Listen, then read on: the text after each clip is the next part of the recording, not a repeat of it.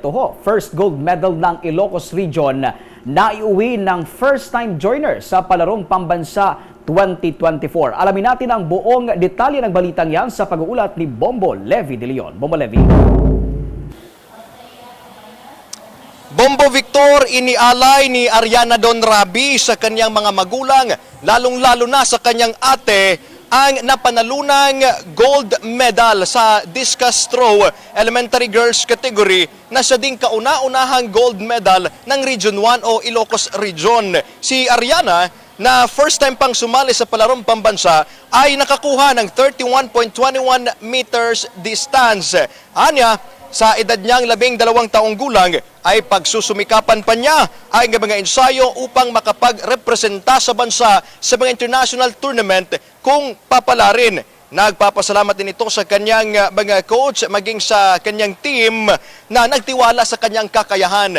Narito pakinggan natin ang halu-halong emosyong pahayag ni Ariana Don Rabi, ang gold medalist sa elementary girls category sa larong discus throw.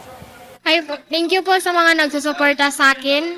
Balang araw matutulungan ko rin po kayo. Kay ate, I would like to thank you po sa mga ginawa mo sa akin. Pagbutihan ko pa po itong sport ko para sa iyo. Bombo Victor, sa mga oras na ito ay nagpapatuloy pa ang mga laro dito nga sa sports complex maging sa iba pang mga playing venues.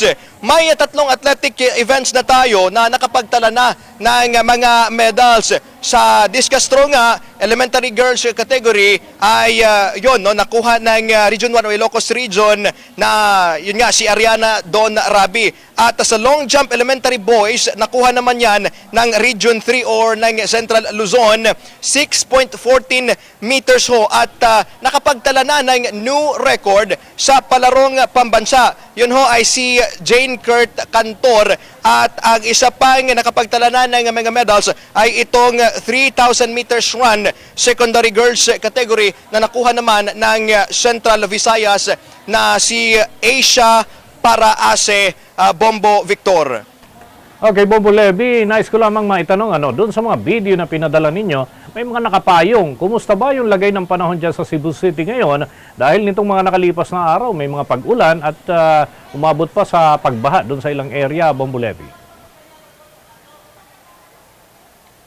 Alright, so sa pagkakataong ito, Bombo Dennis, dito sa may left side ko, medyo makulimlim. At dito naman, may makulimlim din na portion dito sa aking right side. At kanina nga lang, bandang 10:30 to 11:30 a.m. Bombo Dennis, ay umulan bigla, no? At yung kakaumpisa pa lang ng laro natin sa athletics, nakita natin na maganda naman yung panahon. Pero may biglaang pag-ulan, Bombo Dennis. That's why yung ibang laro natin ay medyo affected yung mga atleta natin. Kagaya na lang kanina sa mga discus throw, ito ngang long jump at high jump. So naabutan ho sila. At kanina dito sa ating mga hits or mga preliminary events dito sa mga 1,000 meter run, 3,000 meter run, maging sa 200, 300, and 100 meter runs per category ho yan, secondary, elementary, girls and boys. So kanina nga, naabutan ho sila ng pag-ulan, Bombo Dennis. At sa ngayon, medyo kalmado na ho ang panahon natin, Bombo Dennis. Yun nga lang, medyo may mga makulimlim pa rin na portion dito.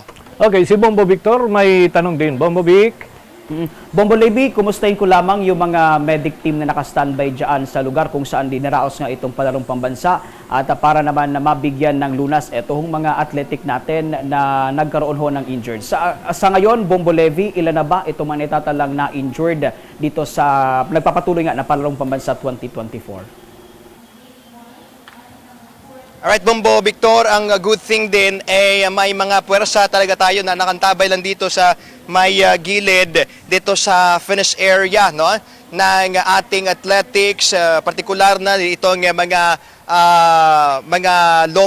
long distance na mga meter run ay nandito ang person ng medical team or medic team natin. At sa ating nakita kanina, wala namang na-injured. Yun nga lang, may ilan na medyo nahimatay at kagad namang dinala, no, dito sa may nakasentro dito na kumbaga pa booth, no, ng mga medic team. At yun, may mga folding beds sila dito, more than 10 or less than 20 folding beds na kagad namang nabigyan ng lunas yung mga nahimatay natin na mga atleta Bombovic. At wala naman so far na na-injured talaga, no, base sa ating monitoring kanina, Bombo Dennis. And yeah, sa lahat ng mga sporting events, present ho ang pwersa ng ating medic team, Bombo Victor. Sige, maraming salamat, Bombo Levy.